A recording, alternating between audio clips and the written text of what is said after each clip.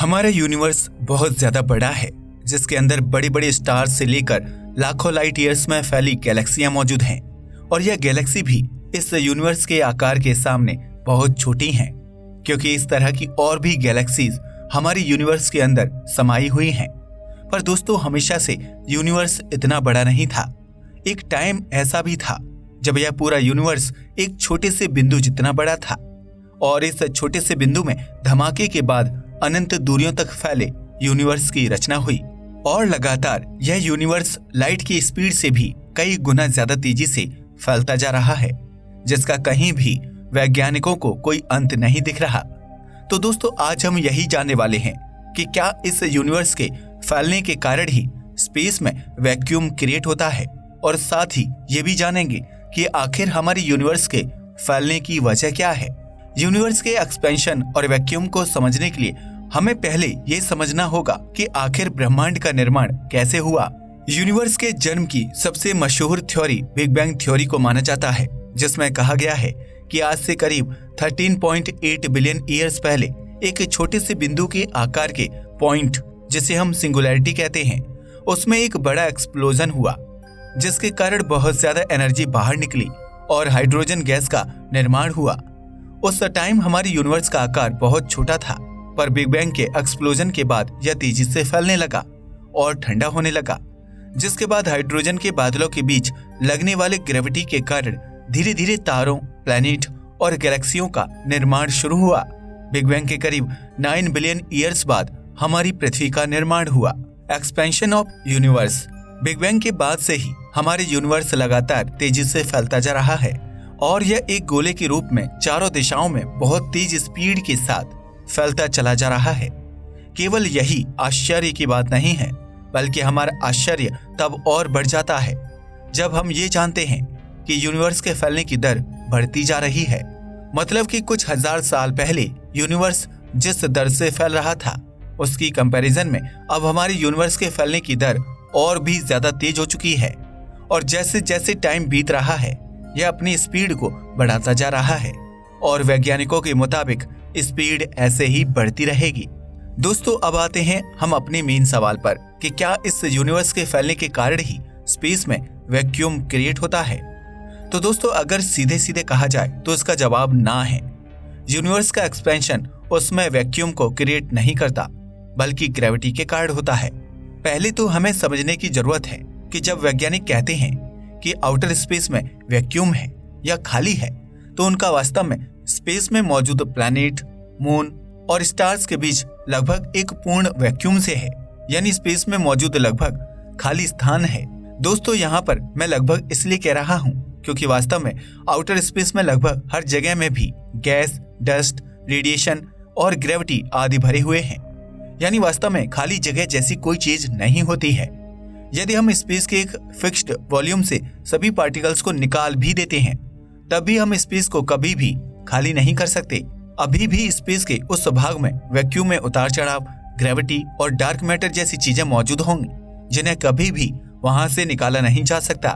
Matter का प्रत्येक कण, चाहे वो कितना ही छोटा क्यों ना हो, पदार्थ के अन्य सभी कणों पर ग्रेविटी फोर्स लगाता है। हाइड्रोजन एटम जैसे पदार्थ के छोटे छोटे टुकड़ों के लिए और बड़ी दूरियों के लिए, जैसा कि हम खगोलीय पैमाने पर देखते हैं, ग्रेविटी बल बहुत कमजोर होता है। लेकिन यह जीरो वहां भी नहीं है।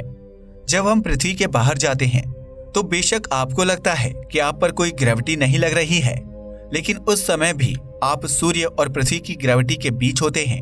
इसे समझने के लिए आप देख सकते हैं कि जब हम पृथ्वी के बाहर जाकर सोचते हैं कि हम पर कोई ग्रेविटी नहीं लग रही है, तो उसी स्थान पर एक पृथ्वी मौजूद है जो सूर्य की ग्रेविटी के कारण सूर्य के चारों ओर ऑर्बिट कर रही है।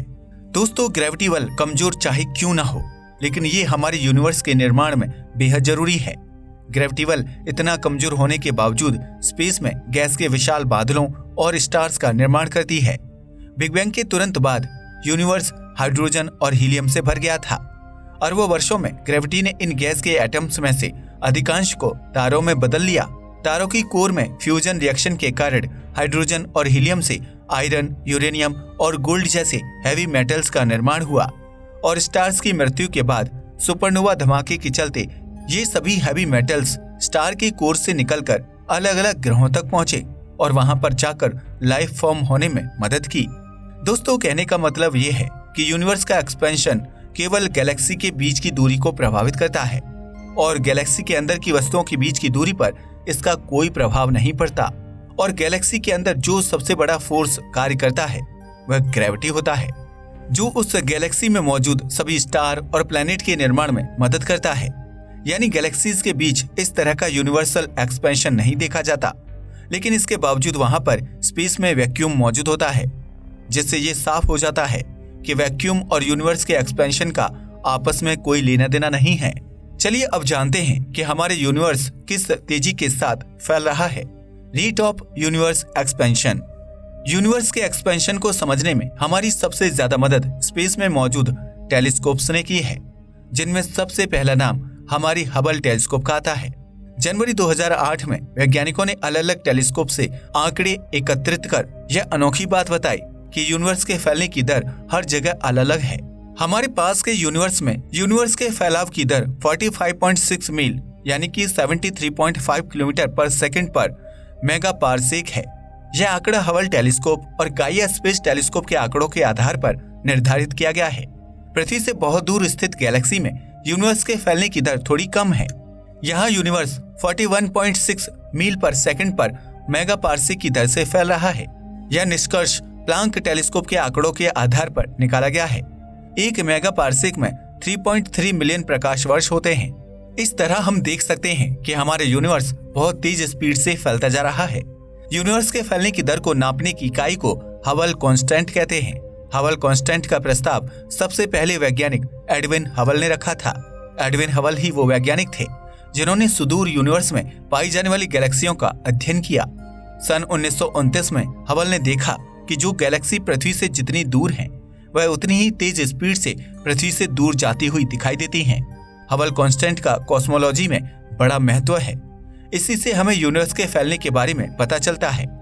यदि हबल कांस्टेंट भविष्य में लगातार बढ़ता जाता है तो इसका मतलब होगा कि यूनिवर्स में ऐसी कोई शक्ति है जो इसे चारों दिशाओं में लगातार फैलाती रहेगी।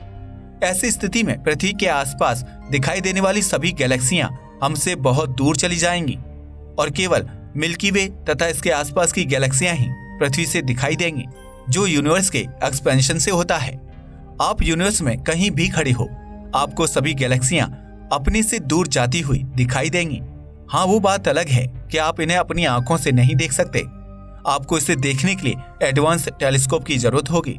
यूनिवर्स के एक्सपेंशन का पता लगाने के लिए वैज्ञानिक एक और थ्योरी का यूज करते हैं, जिसे डॉपलर इफेक्ट कहते हैं। इसकी मदद से वैज्ञानिक स्पेसिफिकली देख पाते हैं कि कौन सा स्टार या गैलेक्सी पृथ्वी से दूर जा रही है और कौन हमारी पृथ्वी की ओर आ रहा है। इसमें रेड और ब्लू स्पेक्ट्रम का यूज किया जाता है। जब कोई लाइट सोर्स पृथ्वी से दूर जाता है तो उससे आने वाली लाइट की वेवलेंथ बढ़ती जाती है, जिसके कारण हमें स्पेक्ट्रम पर रेड शिफ्ट लाइट प्राप्त होती है और वैज्ञानिकों को पता चल जाता है कि वह लाइट सोर्स हमारी पृथ्वी से तेजी से दूर जा रहा है। पर जब कोई लाइट्स और स्टार हमारी पृथ्वी की ओर आ रहा होता है तो उससे आने वाली लाइट की वेवलेंथ कम होती जाती है, जिससे वैज्ञानिक ये समझ जाते हैं कि वह स्टार हमारी पृथ्वी की ओर आ रहा है। पर दोस्तों, आपको यहाँ बता दूं कि अभी तक वैज्ञानिकों ने जितने भी दूर के स्टार्स को स्टडी किया है, लगभग सभी में हमें रेड शिफ्ट मिला है, यानी सभी हमारी पृथ्वी से तेजी से दूर जा रहे हैं, क्योंकि हमारे यूनिवर्स लाइट की स्पीड से एक्सपेंड हो रहा है। ब्रह्मांड के बारे में कुछ ऐसी बातें जो आपको जाननी चाहिए। नंबर 1, स्पेस पूरी तरह से शांत है क्योंकि स्पेस में हवा नहीं है, यह एक वैक्यूम है। हालांकि स्पेस एक वैक्यूम है, इसका मतलब ये नहीं है कि स्पेस पूरी तरह से खाली है, बल्कि स्पेस के हर हिस्से में डार्क मैटर और डार्क एनर्जी मौजूद होते हैं। नंबर 2, सुपरनोवा एक्सप्लोजन इतने शक्तिशाली होते हैं कि वह पूरे हफ्ते तक हमारी गैलेक्सी में मौजूद सभी स्टार्स को एनर्जी प्रोवाइड करा सकते हैं। लेकिन यह जितने पावरफुल होते हैं उतने ही ज्यादा रेयर भी होते हैं। आखिरी बार हमारी गैलेक्सी में होने वाला सुपरनोवा एक्सप्लोजन आज से करीब 400 साल पहले देखा गया था। नंबर 3, अगर आप ऐसा सोचते हैं कि पिछले कुछ दशकों में स्पेस के बारे में होने वाली घटनाओं के बारे में हमें पता चला है, तो आप गलत हैं। आपको बता दें कि गैलीलियो ने 400 साल पहले दूरबीन से स्पेस में देखा था।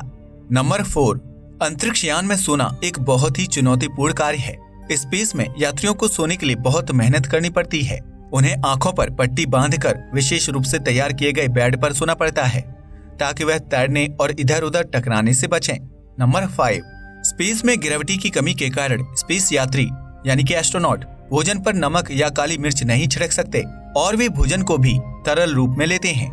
ऐसा इसलिए क्योंकि सूखा भोजन हवा में तैरता रहेगा और इधर उधर टकराने के साथ साथ स्पेस यात्री की आंखों में भी जा सकता है। नंबर 6, एक स्पेस सूट को बनाने में $12 मिलियन का खर्च आता है। नंबर 7, स्पेसक्राफ्ट को वायुमंडल से बाहर निकालने के लिए कम से कम 11 किलोमीटर प्रति सेकंड की स्पीड की आवश्यकता होती है, लेकिन ऐसा क्यों है ये अभी तक हमें पता नहीं है। नंबर 8, दोस्तों हम अपने यूनिवर्स में जो कुछ देख पा रहे हैं वह सभी मैटर का बना है और यूनिवर्स में मौजूद मैटर सिर्फ यूनिवर्स का 5% हिस्सा है। यानी कि यूनिवर्स में मौजूद सभी स्टार, प्लैनेट और ब्लैक होल सब कुछ मिलाकर केवल 5% यूनिवर्स का हिस्सा बनता है और बचा हुआ भाग डार्क मैटर और डार्क एनर्जी है जो यूनिवर्स का लगभग 95% हिस्सा है। आज के लिए बस इतना ही। वीडियो पसंद आया हो तो इसे लाइक और शेयर करें, साथ ही चैनल को भी सब्सक्राइब करें। जय हिंद दोस्तों।